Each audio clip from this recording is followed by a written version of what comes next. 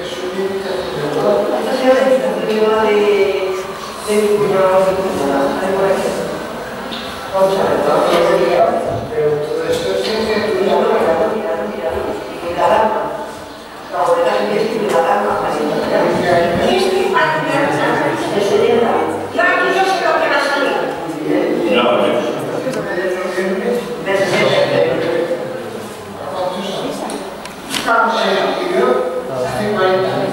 ¿Ves? Es un trabajo de Ricardo Miguel. De noviembre, escribe Miguel, murió este año en julio. Miguel había muerto en agosto. ¿Cuánto te organiza? Yo soy muy joven y tú ya comienzas a estar calvo. Te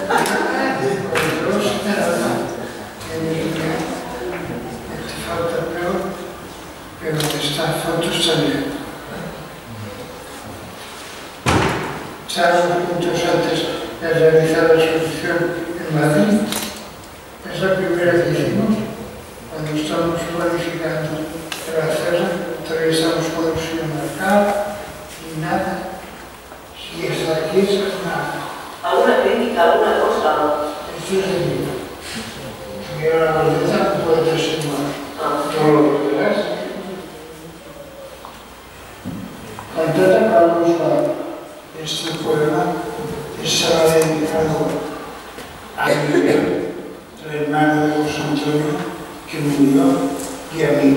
Y lo escribió entero el 18 de enero de 1970. Todo está abierto ahí en esa tarde. Abierto en esa tarde en que la voz se hace tenue y apagada, como un susurro, como un fuego de niños. En esta tarde en que las manos sujetan una flor y el pájaro, brisa como el acorde del mar en otoño, ha huido camino del corazón de esta adolescente. Y esa mujer cansada, tendida en una hamaca, ¿qué soporta? Y tú, Fernando, mirando siempre al hondo acontecer del cielo, que pregunta. Hablamos, ¿recuerdas?, sobre tu campamento, atalaya lanzada contra la península roca convertida, de los días en Miguel y Fernando Ferrol, desde las manos hundidas hacia el viento, veían en silencio el tenue amor de unas palomas, el amarillo y el blanco, siempre el blanco de tus ojos rosados en blanco. Pues esto yo que sé de dónde es. Eso, de cuando debía estar en... La poesía de su hermano Miguel. Pero eso, del año 71, Sí. ¿no estaba en Teruel? No, ya estábamos en Zaragoza. Nosotros ya estábamos en Zaragoza.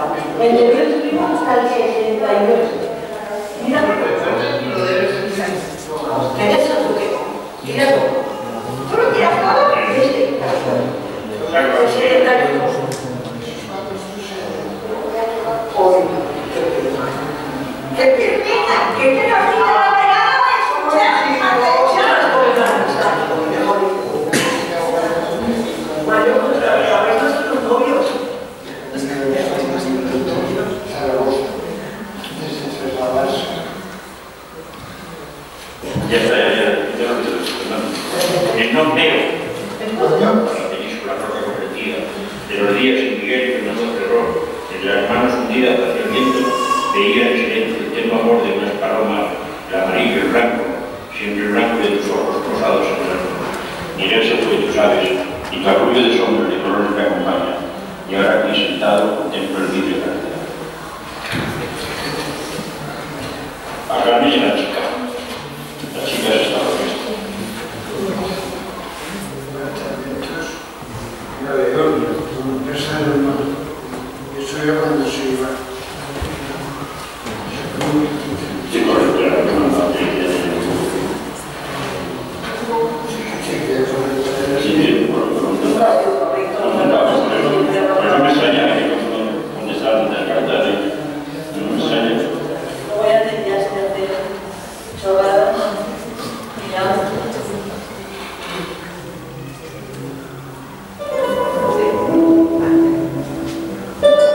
¿Queréis ver más? ¿Queréis un poco de los palos?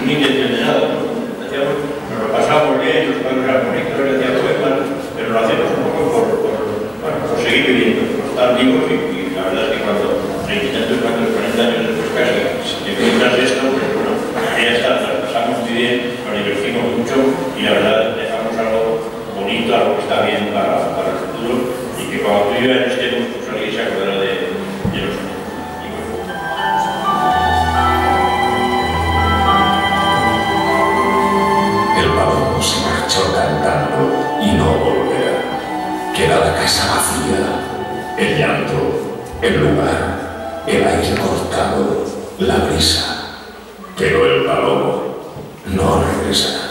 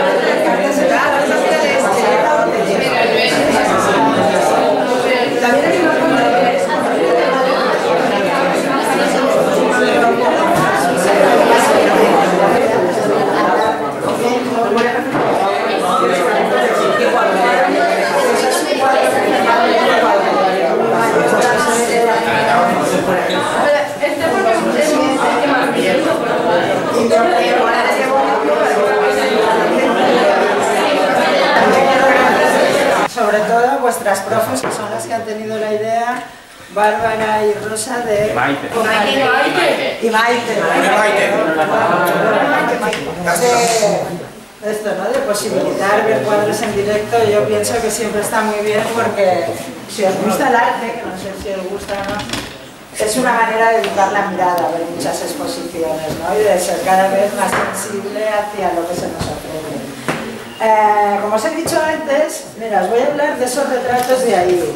Son 3 autorretratos que Fernando se hizo en un periodo de, pues uno es del 2003, y los otros 2 del 2004, ¿no?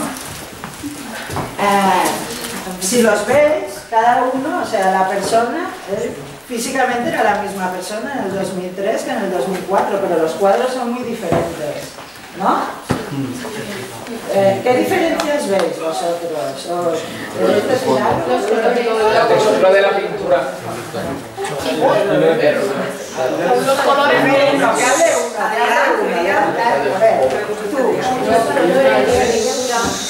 He dicho así. Los colores y la textura. ¿Y qué te cuentan los colores de uno de otro? Unos son más vivos y los otros son más neutros. Por ejemplo, ¿en qué cuadro lo ves más triste? A mí mira guay, sí tengo aquí. No, para mí se ve. Claro, cada uno veremos una cosa, ¿no? Sí. Porque luego no sé, no te transmite mucho. Bueno, pues yo os avanzo. ¿Qué está de perfil? En ese Está en 3 cuartos. Está en 3 cuadros. Mira, yo creo que esos 2 cuadros, los 2 que más a la derecha, se los hizo al natural. Entonces por eso tiene ese perfil. Y el otro se lo debía hacer de fotografía.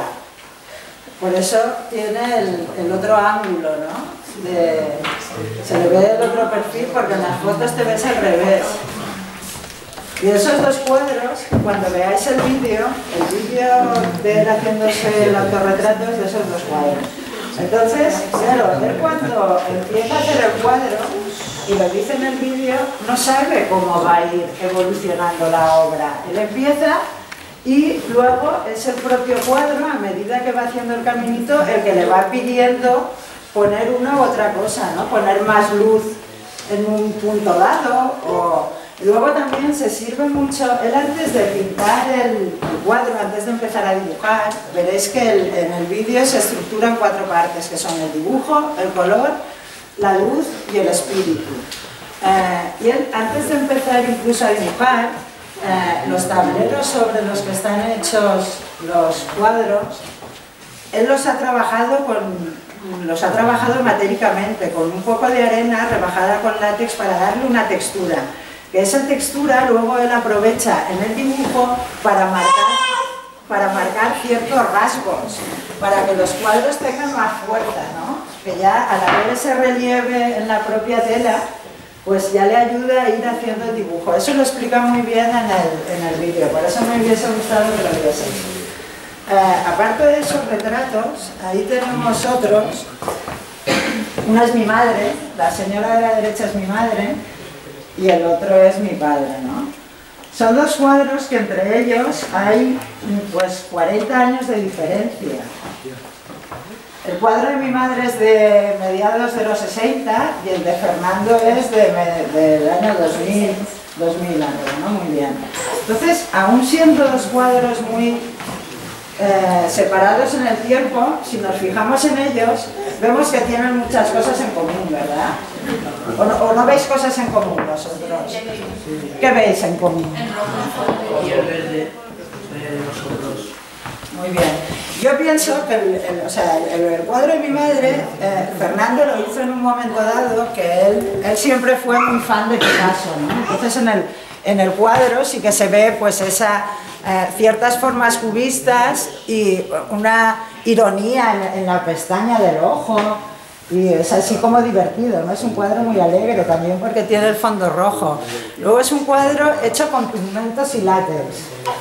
Pigmentos, él usaba tierras mezcladas con látex, porque eso era muy barato, era mucho más barato que el óleo.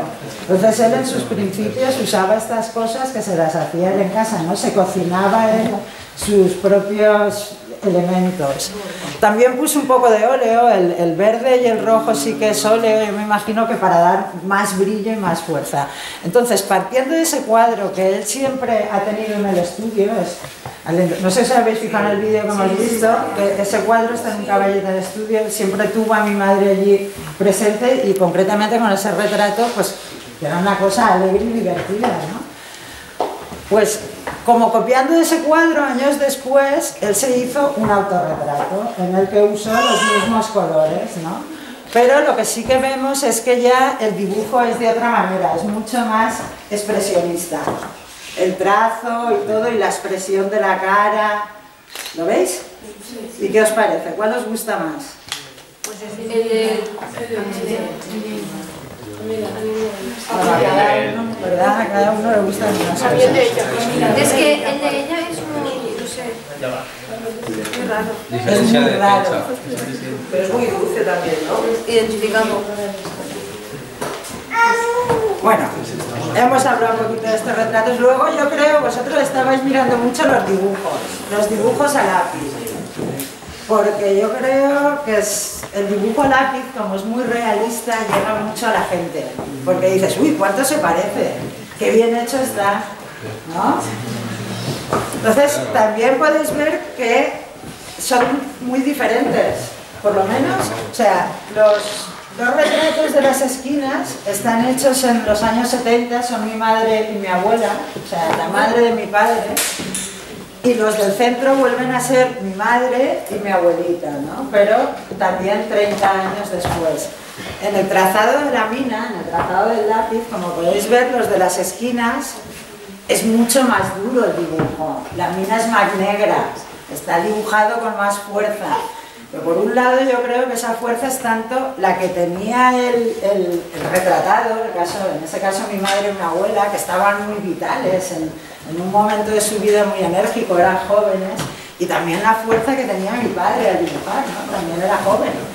En cambio, 30 años o 40 años después ya el dibujo está hecho con mucha más delicadeza, es como que la mina de plomo acaricia el papel, sobre todo en el retrato de mi abuela.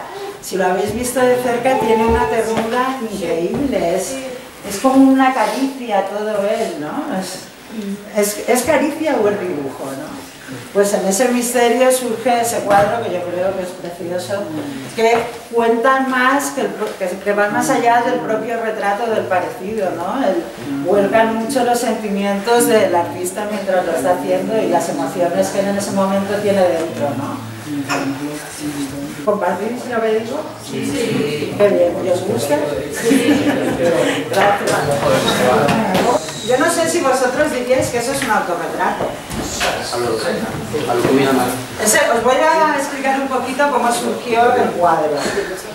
Mira, vosotros tenéis el catálogo como veréis en la parte de atrás hay también un cuadro en el que se dibuja él, el artista, y que el fondo es así gris, todo. Es una veladura gris como la de este cuadro. De hecho, cuando empecé este cuadro yo creo que fue con un poco viendo este cuadro, ¿no? Diciendo, voy a hacer esa misma veladura de fondo. Esas veladuras las hacía con un pincel, con una espátula ancha, ¿no? Con una brocha, pim, pam, pim, dándole muy suavemente al fondo. Eso lo llevaba un ratito, a lo mejor un día o dos, ¿no? Porque iba solo para hacer el fondo del cuadro, porque iba él, pues eso, buscando la gradación y que quedara todo, pues eso, con una gradación de color que a él le gustase.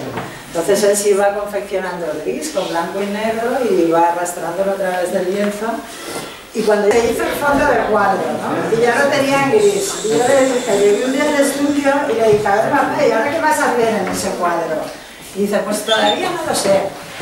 Y nada, me lo dejé en el estudio, yo me fui a la playa, iba por la mañana, y cuando volví por la tarde, otra vez al estudio, vi que había hecho esta cara, ¿no? Estaba hecha la cara, y se me queda mirando y me dice, ¿qué te parece? Y yo le dije, mamá, me parece que es Pepe Oneto. Yo no sé si sabéis quién es Pepe Oneto, es un periodista que sale en televisión muchísimo. Y que lleva el pelo así, como con una raya que le dura todo el pelo ahí. Y se me quedó mirando y me dice, soy yo, pero si soy yo, ¿que no me ves? Porque mi padre también lleva una raya al lado y el pelo así, me dice, pero si yo veo que soy muy parecida, y le digo, no, papá, pues perdona, digo, bueno, igual sí que eres tú. Entonces me dijo, pero ahora me voy a poner una cosa que ya sí que seré yo de verdad. Entonces se hizo el circulito del ojo, dice, porque claro, no me ves igual porque como yo siempre llevo gafas y en el retrato no llevo gafas, entonces se hizo el circulito, que me parece muy irónico, ¿no? Porque las gafas es un círculo ahí y punto pelota. Entonces, y luego me dice, yo ahora también le voy a hacer una cosa muy bonita. Dice, el cuadro se va a llamar Yo con Yo-Yo Caracol. Eso es como una cacofonía, ¿no? Él en esa época estuvo haciendo un cuadro que hay abajo con Carles Santos, que no sé si sabéis quién es, un compositor de aquí de Vinaròs, que toca piano. Y sí que él, en sus títulos, incluso en su trabajo, es muy cacofónico. Entonces yo creo que lo de Yo con Yo-Yo Caracol le vino un poco de ahí, ¿no? De haber estado con Carlos. Y dice, me voy a hacer yo con un Yo-Yo Caracol. Entonces, cuando yo la había terminado eso, yo pensé, mira, el señor ya está como, que se siente como pendiendo ya de un hilito, ¿no? Que su vida pende de un hilito. Y el caracol es pues como ya un lento caminar que ya veía que eran los últimos días de su vida, ¿no? Entonces sí que en contraposición a eso, a ese detalle quizás un poco doloroso o sentido, le puso aquí un fondo rojo como ya para alegrar toda la fiesta, ¿no? Entonces pues acabó así el autorretrato. Fue un cuadro que hizo muy rápido, más allá de haber trabajado el fondo, luego en 2 sesiones, a lo mejor hacer el caracolito le costó toda una mañana, pero el cuadro surgió muy rápido, en 4 o 5 días tuvo hecho el cuadro. Esto os lo explico para que veáis también que un cuadro, ¿cuánto tarda en hacerse un cuadro? Pues nunca se sabe, ¿no? Porque aquí tenemos cuadros colgados que algunos están fechados, datados con 2 fechas, ¿no? A lo mejor pone 2000-2007. ¿Qué es? ¿Que estuvo 7 años haciendo el cuadro? Pues tampoco, ¿no? Pero igual sí que estuvo con ese trabajo que él empezó en un momento, se lo iba poniendo delante y intentaba hacer algo y no le salía y lo volvía a aparcar y lo cogía otro día. O sea, un cuadro no nace de repente.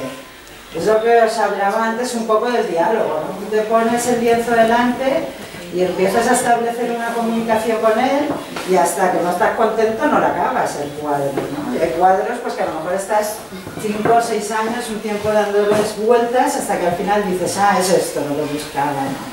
Y hay otros cuadros que salen muy rápidos, que en una semana tienes el cuadro hecho, que es, por ejemplo, este cuadro. ¿Qué os ha parecido? Yo con Yo-Yo Caracol. Ahora al explicar el significado, pues... ¿Veis la ironía que hay que no todos los retratos tienen por qué ser así serios y formales, ¿no? El artista se puede retratar de muchas maneras. Por ejemplo, también en la contraportada del catálogo este es otro retrato, pero que él está ya como volando en otros espacios también, ¿no? Está como elevado y como que se va, y es todo en tonos negros y oscuros. Es un cuadro bastante duro y triste, ¿no? De esa carga dolorosa, pues yo me imagino ya también un poco del final de la vida, ¿no? Y que dice mucho, ¿no? Del momento en que lo hace el artista. Bueno, yo creo que de los retratos ya os los he explicado todos. Luego, el resto de cuadros, las pinturas, él hizo muchos retratos, pero sobre todo era pintor. A él lo que le gustaba era hacer cuadros y dejar que saliese todo lo que él llevaba dentro, ¿no? Por ejemplo, el cuadrito ese de la esquina, a ver, todos estos cuadros están elegidos de una exposición que hubo aquí este verano, y a mí cuando Rosa me dijo, pues podrías hacer una selección de cuadros y tal, pues pensé que iba muy bien ya coger los cuadros de entre los que había aquí, porque era una exposición. Os voy a leer un trocito de lo que fue la presentación de esa exposición, en la que la persona que escribió la presentación escribió esto: mirar, escuchar, leer. Son solo 3 de las alternativas que se proponen al visitante tan pronto cruza la puerta de esta exposición, porque estos cuadros son mucho más que pintura. Peiró Coronado nos invita, a través de esta parte de su catálogo, a descubrir su admiración por otros artistas. Músicos, escritores y pintores se cruzan en el camino del creador Benicarlando. que se nutre de sus influencias y deja constancia de ellas en un buen número de cuadros. Esta muestra conforma una cuidada selección que revela la admiración de Peiró Coronado hacia grandes personajes de la creación artística. Algunos, por cierto, muy nuestros y cercanos, como Carles Santos, José Antonio Labordeta o Josep Igual. Otros, como Magritte, Kafka, Picasso, Pau Casals, José Hierro o San Juan de la Cruz. Evocan algunas de las importantes influencias que ayudan a definir la estética de Peiró Coronado. De estos cuadros cogimos unos cuantos y esos son cuadros que hacen referencia a otros artistas y que, como bien dice el catálogo, está muy bien para descubrirnos el universo cultural y cuáles fueron las influencias de Fernando, ¿no? ¿Y por qué dibuja tanto la luna?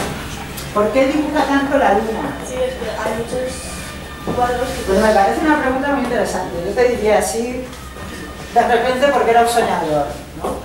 Pero te diría más. Creo que el círculo como forma, le ayudaba mucho a componer en sus cuadros. Y si veis el círculo aparecen muchos cuadros, porque ahí está en formita de luna. Aquí también hay luna, pero la cabecita esta también es redondita. Luego, si miráis ese cuadro de ahí, vuelve a tener el círculo. Sí, muchos. Yo creo que era un elemento, más un elemento redondo, sin aristas, sin vértices, como mucho más dulce que un triángulo, ¿no? No había vértices ni nada así distorsionante. Y efectivamente lo usan mucho, a veces en forma de luna y a veces como círculo. Y yo creo que como la luna se le acoplaba a muchas situaciones también, ¿no? Una noche romántica. Pero me ha encantado tu pregunta porque el círculo está presente en muchos de sus cuadros. Mira, de hecho, el cuadro aquel, si miráis el cuadro de la esquinita, se llama Niño Mozart al piano. Y es un cuadro que él hizo en 2002. Me refiero a ese cuadro porque también tiene un círculo. En este caso es la cabeza del muñequito que he dibujado, ¿no? Del personaje que he dibujado, pero es un círculo que pone en el centro de la composición y que a partir de él pues se van creando otros espacios. Niño Mozart al piano es un cuadro que, aunque él lo hizo en el 2002, a ver, yo estaba con él en el estudio y él estaba arreglándose maderitas para trabajar y eso, él pintaba mucho sobre madera, sobre maderitas de este tamaño, pues porque le eran muy cómodas y se ponía varias y primero les echaba materia para preparárselas y luego ya una a una iba pintando lo que en ese momento le salía de dentro, ¿no? Y ese día tenía ahí unas maderitas y a la vez iba recogiendo el estudio para ponerse a pintar y estaba lleno de papeles y de cosas, ¿no? Entonces, para ordenarlo todo, iba a guardar esas cosas y de repente apareció ese trocito de blonda, que es el vestidito de la figura, y lo cogió y me dijo: mira, Mari Carmen, con esto voy a hacer un niño Mozart al piano, esto será el vestidito, ¿no? Porque Mozart a los 5 años ya daba conciertos para la aristocracia europea y eso, fue un niño prodigio. Entonces él tuvo la ironía, pues eso ya de ponerle como un vestidito como con encajes de la cunita y tal, ¿no? Luego en la cabeza, que la tiene llena de música, si lo veis, pues es eso, ¿no? Es ir definiendo un poco a ese Mozart, cómo era Mozart, pues un niño. Él, para contarnos que era un niño prodigio, supongo, pues se valió de la blonda esa y de luego una cabeza llena de partituras, ¿no? Donde la música hervía y dentro. Y de ahí el título del cuadro, me imagino. Si vemos el cuadro del lado, vemos que vuelve a aparecer el círculo también, en medio del cuadro, un círculo negro, redondo. Y la música, ese cuadro, no sé cómo se llama, magia, pues nada, la música está expandida por todo el espacio, ¿no? Así como en el otro cuadro la música está condensada dentro de la cabecita, aquí la música es la que crea la magia del espacio. Por ejemplo, ¿vosotros qué me podríais decir de ese cuadro? ¿Os sugiere algo? ¿Del segundo? Sí, o del primero. Yo os cuento cosas que se me ocurren, pero también me gustaría que me contaseis vosotros ¿qué os cuentan los cuadros? ¿No? ¿Nada? ¿Nadie? Allí ha habido un momento que había gente que en el del Rey de Clavet estaba viendo muchas cosas. Bueno, pues los que veíais cosas en el Rey de Clavet. Ese es el gato. Sí, El gato con una máscara. Tú ves un gato con una máscara. Y yo un rey de perfil. Y Sara ve un rey de perfil. Un rey de perfil. Y Carlos veía... Yo un paisaje. Sí, Un barco. Y veis cada ciudad en el cuadro, veis dinamismo por las formas. Sí, parece una barca eso.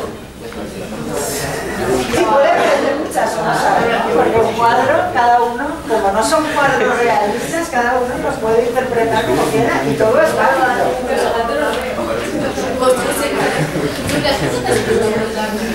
Pero yo os cuento un poco, si queréis, cómo surgió el cuadro este de Clavet.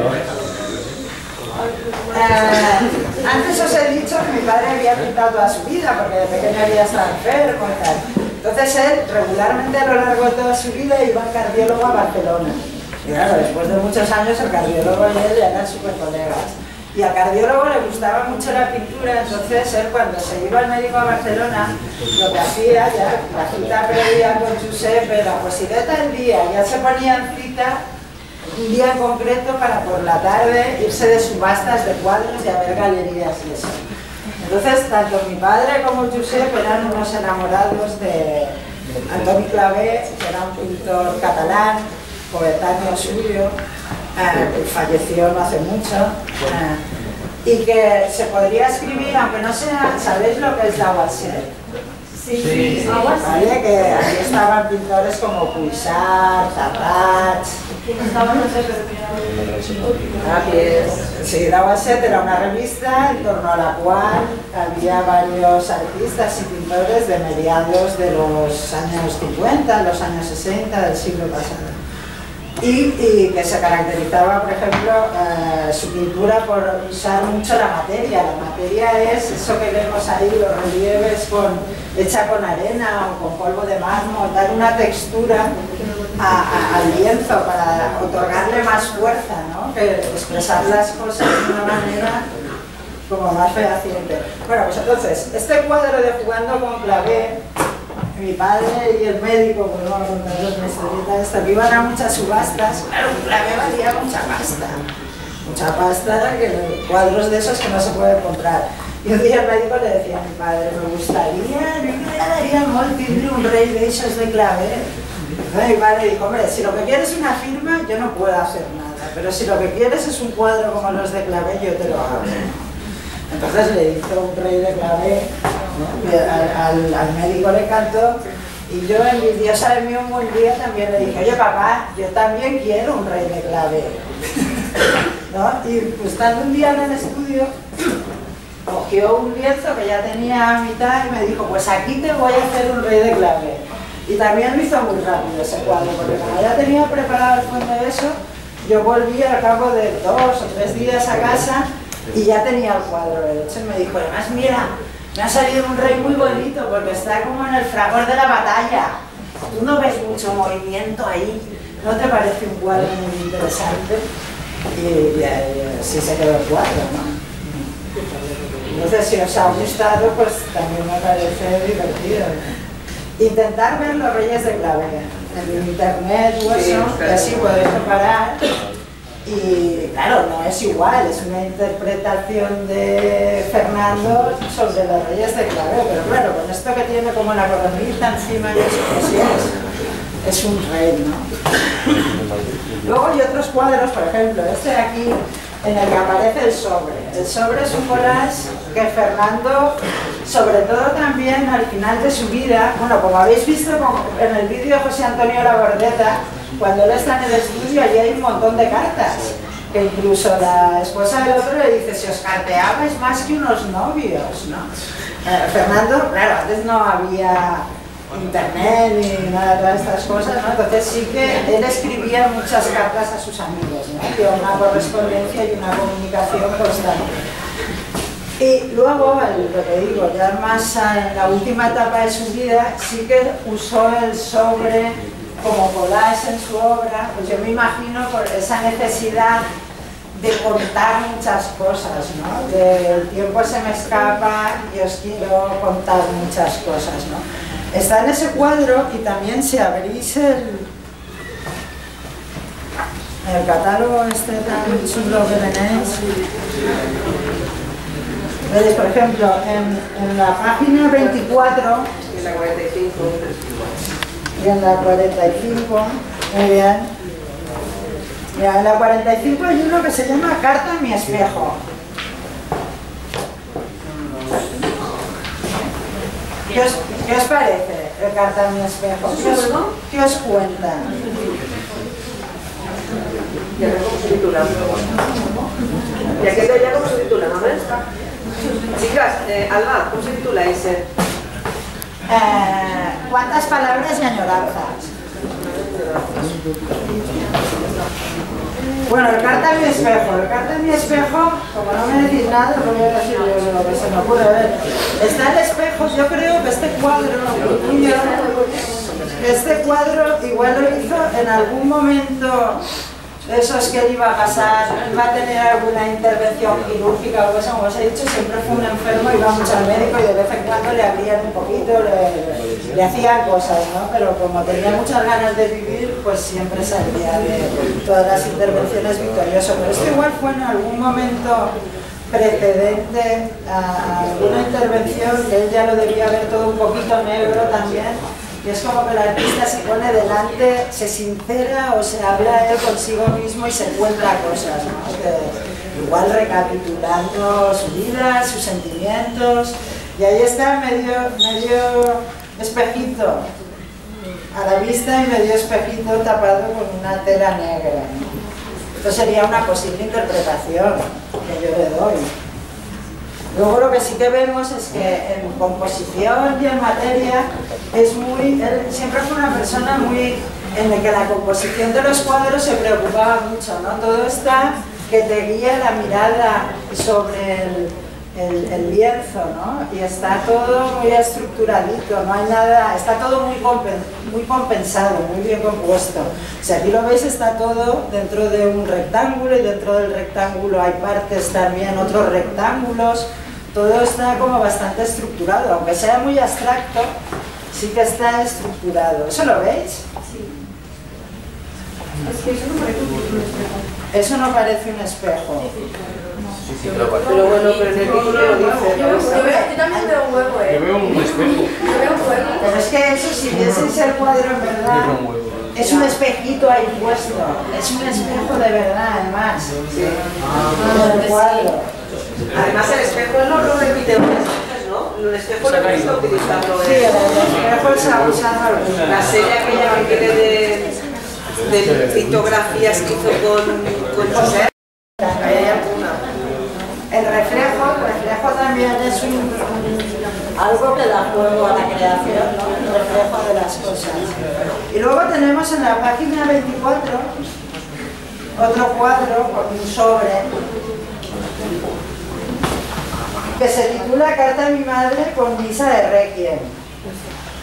Si miráis el título enseguida os ayudará, os dará muchas pistas sobre el cuadro, ¿no? Sí, se parece.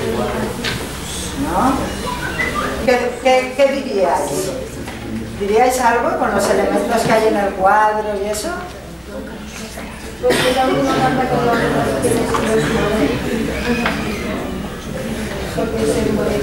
Porque se muere. Bueno, claro, yo juego con ventaja porque conozco las fechas. Mi abuelo había muerto unos años antes, ¿no? Entonces, sí que es una carta que escribe a su madre, claro. Pero eso debía ser en un día que él se acordó de ella, ¿no? O pensando en ella, empezó a hacer este cuadro, ¿no? En el que puso una carta que le escribía, o sea, él se comunicaba con ella a través del cuadro. Y luego a mí me parece muy significativo, por ejemplo, si os fijáis en el fondo, es toda una aguada donde cae como, es una aguada negra, ¿no? Como lágrimas de dolor, podríamos interpretar. Y luego, en contraposición, nos pone sobre el fondo toda una estructura verde llena de palabras, como enviándolas al infinito. Las palabras de la carta van por el aire, ¿no? Y sobre un fondo verde que yo interpreto como de esperanza, ¿no? ¿Y el de la última cama? ¿La última qué es?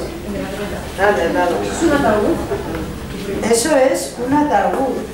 Pues no sé, a ver, ¿qué podríamos buscar en este cuadro? Porque además en el cuadro el artista nos pone una fecha, que es el 88. Yo no sé qué le pasaba al artista en el 88. Pero la última cama sí que puede que haga referencia. ¿A qué, Rosa? ¿A ti qué te cuenta? Si es que es la última cama de todos y una fecha, ¿no? Igual era la última cama, no lo sé. A lo mejor estaba preocupada en algún momento. Claro, por a veces de alguna operación, ¿no? En algún momento que sintió así, ¿no? O igual lo hizo después de estar en un hospital o... Pero en cualquier caso, aunque sea el título sea la última cama y la parte de abajo sea negra, en tonos muy oscuros, la parte de arriba es como más blanca, ¿no? Más esperanzadora. Y el hecho que ponga dos colores como el rojo y el verde, yo creo que eso le otorga mucha fuerza al cuadro. ¿Román tiene una idea? Román tiene una idea, mame. Dime. La pintura esa que está ahí no tiene que ver con relación a la otra, la de yo con Yo-Yo Caracol. Porque, no sé. Como tiene un caracol. La del caracol. Sí, ese de ahí, la grande. Bueno, yo no sé si tiene alguna relación en común, tiene que tienen un caracol. Ya, pero eso significa que no sé. Bueno, pues que él igual nos quiere transmitir ese mismo sentimiento de paso del tiempo. Luego, el espiral como forma, como una forma hacia el infinito, yo eso sé que a él le gustaba mucho. El espiral como forma, como que es como dentro de un círculo, pero hacia un infinito. A él le resultaba una forma muy evocadora, que evocaba cosas, le resultaba sugerente. Y el caracol sí que te digo que como elemento, como collage o como símbolo que él usó, lo usó bastante en su última etapa. Yo no he visto caracoles en cuadros de los años 70 o de los cuadros 80. Entonces yo me imagino que lo tenía como símbolo de, pues eso, de que él se sentía ya lentito y con eso, con la casa a cuestas, ¿no? Con mucha mochila ya encima. Pero bueno, eso son interpretaciones que yo doy que tampoco... Es que a veces las cosas tampoco tienen tanta explicación. En un momento dado puede ser un elemento compositivo sin mucho más allá, ¿no? Pero seguro que dentro de él sí que tenía una significación. Mame, aquí me aparecen pero las conchas y las puntillas. ¿Plumas y las conchas y las puntillas? Las puntillas, los sitios de puntillas sí, me aparecían un montón. Sí, hay otros elementos que él usaba mucho, la concha como un elemento muy femenino, de una carga simbólica ante la mujer, y sí que la ha usado en muchos cuadros, porque aquí no hay ninguno, y también las puntillas. Las puntillas, yo aquí me había señalado un cuadro que está al lado del Carta mi espejo, que es una puntilla negra, y que se llama Puntilla de mi madre en su última etapa. Las puntillas además eran de ropa real de la familia, de los visos de mi abuela, porque él cuando la ropa se hacía vieja en casa, o sea, las camisetas o los visos de mi abuela o eso, no tirábamos nada, se iba todo al estudio para que hiciese trapos para limpiar los pinceles y eso, ¿no?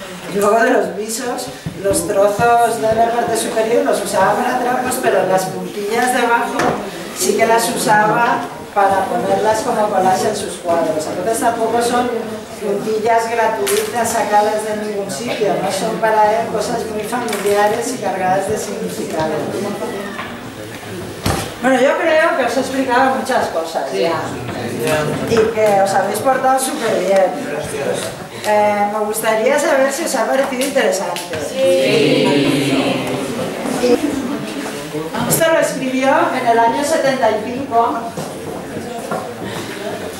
estando en su estudio, pues una tarde cualquiera cogió el lápiz y debió sacar, en vez de pintura, a través del lápiz, cómo se sentía en ese momento, ¿no? Él vivía en una casa en el Paseo Marítimo, que en esos momentos, hace 30 o 40 años, estaba rodeada de campos y se veía el mar. Ahora ya no, ahora está rodeada de edificios y no se ve nada, ¿no? Se ve sencillamente el colegio que hay enfrente. Pero cuando escribió esto sí que tenía amplitud de miras. Y escribía así: ¿y por qué no en este momento?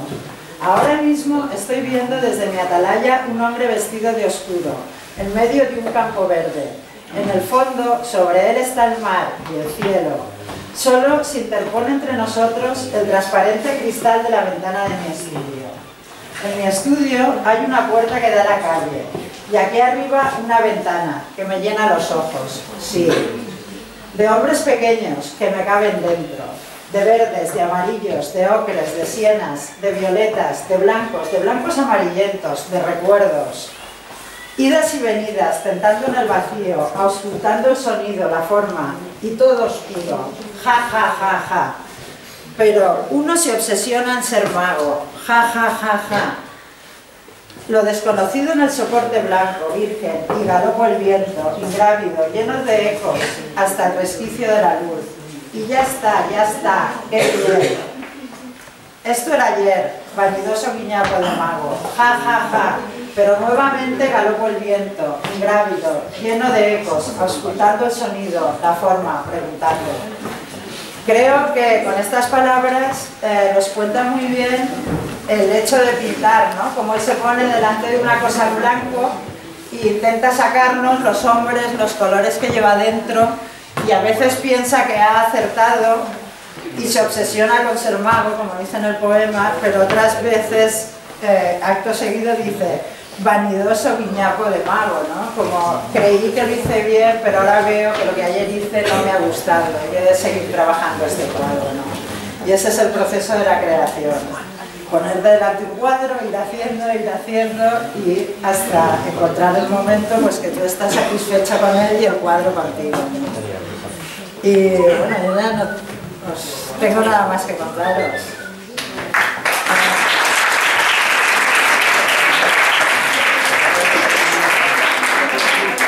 Os agradezco vuestra atención porque de verdad creo que os habéis portado muy bien y me gustaría y os invitaría a que vieseis, si os interesa el arte, todas las exposiciones posibles.